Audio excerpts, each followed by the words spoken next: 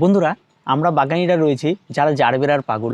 সত্যি জারবেরা ফুল দেখলে আমরা প্রত্যেকেই পাগল হয়ে যাই, কারণ এত সুন্দর ফুল কিন্তু সচরাচর দেখা যায় না।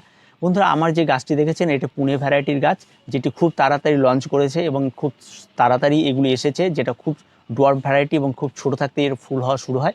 এটা আপনারা প্রত্যেকে দেখেছেন। বর্তমানে এটা কিন্তু খুব জনপ্রিয়তা অর্জন করেছে। কিন্তু এই টিস্যু কালচারের জারবেরা নিয়ে আমার দীর্ঘদিন ধরে একটি আলোচনা চলছিল যে এই গাছগুলিকে সারা বছর কী করে বাঁচিয়ে রাখা যায়। তো বন্ধুরা, এই গাছগুলি সারা বছর বাঁচিয়ে রাখার খুবই সহজ একটা উপায় রয়েছে।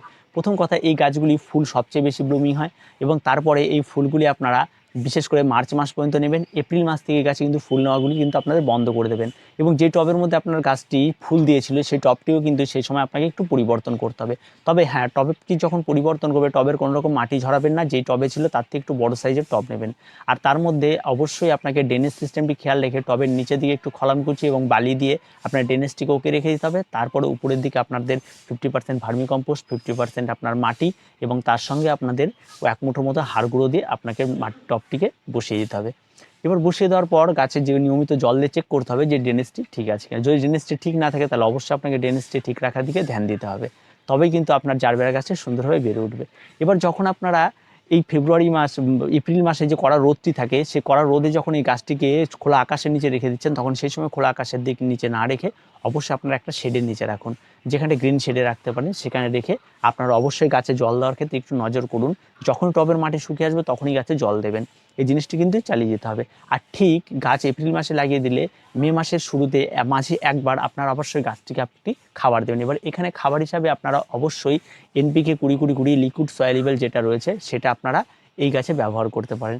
আর পরিমাণটা অবশ্যই অন্যান্য গাছে যেভাবে ব্যবহার করে থাকেন সেভাবে আপনারা ব্যবহার করবেন। তবে এই গাছে 200 ml বেশি জল গুলিয়ে নিয়ে, মানে এক কথা হচ্ছে 1 লিটার জলে 1 গ্রাম গুলিয়ে নেবেন। গুলিয়ে নিয়ে তার 200 ml এই সমস্ত গাছে একটি গাছে ব্যবহার করবেন। পরিমাণটা পরিষ্কার বোঝা গেল, তাহলে কিন্তু গাছ আরও সুন্দর এবং হেলদি হয়ে উঠবে। এবং তার সঙ্গে সঙ্গে এই গাছ এই সারা বছর ধরে তার যত বেশি ব্রাঞ্চ ছাড়বে, আপনার কিন্তু আগামী সেশনে ফুলের পরিমাণটা আরও বাড়বে। আর এই ব্রাঞ্চ ছাড়ার জন্য কিন্তু আপনাকে প্রতি মাসে এই খাবারটি দিয়ে যেতে হবে। তার সঙ্গে সঙ্গে আপনাকে অবশ্যই পেস্টিসাইড এবং অ্যান্টিফাঙ্গাল স্প্রে করতে হবে। গাছে প্রতিনিয়ত নজর রাখতে হবে। গাছের গোড়ার নিচের দিকে যে পাতাগুলি থাকে, যখনই দেখবেন পাতায় কোনো পচন বা কোনো কিছু সমস্যা হয়েছে তখন সঙ্গে সঙ্গে সেই পাতাটিকে আপনারা তুলে ফেলে দেবেন। এই জিনিসটি কিন্তু খেয়াল রাখবেন। আর এপ্রিল মাসের পর যদি গাছে দেখেন ফুল এসছে, আপনারা যতটা সম্ভব পারেন ফুলটিকে না নেওয়ার চেষ্টা করুন। যদি সেই সময় ফুল নিতে থাকেন তাহলে এরা কন্টিনিউ ব্লুমিং, মানে এরা ফুটতেই থাকবে কন্টিনিউ অনেক দিন পর্যন্ত, বর্ষার আগে পর্যন্ত এরা ফুটতে থাকে। আর যদি সেই ততদিন পর্যন্ত আপনারা নিয়ে নেন তাহলে গাছ আর তার কোনো শক্তি থাকে না, ইমিউনিটি পাওয়ার ক্ষমতা সমস্তটা হারিয়ে ফেলে। যার ফলে কিন্তু বৃষ্টির জল যখনই পড়বে তার সহ্য ক্ষমতা আর থাকবে না, সে কিন্তু পুরোপুরিভাবে নেতিয়ে নষ্ট হয়ে যাবে। তো এই জিনিসটি মাথায় রাখতে হবে। আর একটা বিষয় রয়েছে, বৃষ্টির জল থেকে একটু বাঁচিয়ে রাখাটাই ভালো। এমন একটা জায়গায় রাখুন যেখানে খোলামেলা রোদ লাগে, ঠিক আছে, এবং শেড রয়েছে এবং বৃষ্টির জল পাবে। কিন্তু কখনো এমন জায়গায় রাখবেন না যে স্যাঁতস্যাঁতে একটা জায়গায় সারাদিন ছায়া অবশ্য শেড রয়েছে, সেই সমস্ত জায়গায় এই গাছ একেবারে নষ্ট হয়ে যাবে এবং ফাঙ্গালের বসবাস কিন্তু সেই সমস্ত জায়গাতেই হয়। তাই সেই বিষয়গুলি কিন্তু মাথায় রেখে এই গাছটি কিন্তু আপনাকে মানুষ করতে হবে। তো এই ছোট ছোট টিপসগুলো রয়েছে। তার সঙ্গে সঙ্গে অবশ্যই গাছটিকে আপনাদের কাটাই ছাঁটাই করতে হবে, নিচের পুরনো পাতাগুলিকে কেটে দিতে হবে। আর এই বর্ষায় কন্টিনিউ বর্ষাতে অবশ্যই আপনার গাছে খাবার দেবেন না। আর এই গাছে কোনো রকম কোনো খাবার দেবেন না, কারণ যখন আপনার গাছটি লাগিয়েছেন যেভাবে বলেছিলাম সেভাবে নিশ্চয়ই করেছিলেন এবং তাতে কিন্তু গাছ খাবার পেয়ে আরও সুন্দরভাবে বেড়ে উঠেছে। তো এই সমস্ত হেলদি এবং এত সুন্দর গাছ করতে হলে অবশ্যই কিন্তু আপনাকে এই টিপসগুলিকে মেনে চলতে হবে।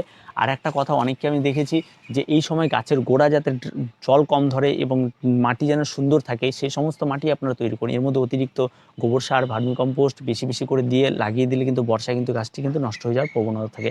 তো এগুলি আর করবেন না। আর অবশ্যই গাছে পেস্টিসাইড, অ্যান্টিফাঙ্গাল স্প্রে করতেই হবে, সেগুলি নিয়ম মতো করতেই হবে। আর আগামী শীতে এই গাছগুলি কী রেজাল্ট হয়েছে, কী পরিমাণ ফুল হচ্ছে অবশ্যই আপনাদেরকে আপডেট দেবো। তো ভিডিওটি আজকে এই পর্যন্তই। ভিডিওটি ভালো লাগলে অবশ্যই লাইক, শেয়ার এবং কমেন্ট করুন। আর আমাদের চ্যানেলটিকে অবশ্যই সাবস্ক্রাইব করুন।